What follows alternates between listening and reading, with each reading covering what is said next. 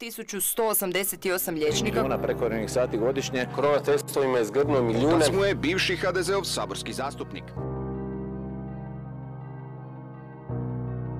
Bolje mi je tu nego što mi je bilo u Hrvatskoj. On je jedan od 1188 liječnika koji su otišli iz Hrvatske u posljednjih 10 godina. Kada ih pitamo za razloge, rangiraju ovako: uvjeti rada, uređena sustava, a na trećem mjestu plaća.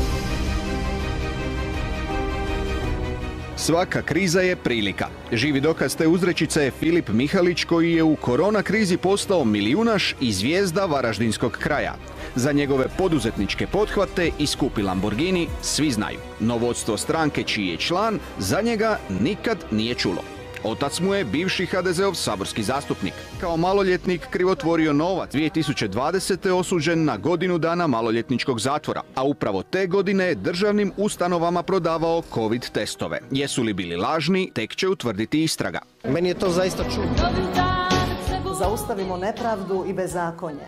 Uspostavimo vladavinu prava u kojoj su svi građani jednaki pred zakonom. Izađi na izbore i glasuj za odlučnost i pravednost. Glasuj za uređenu Hrvatsku, jer samo uređena Hrvatska može biti uspješna Hrvatska.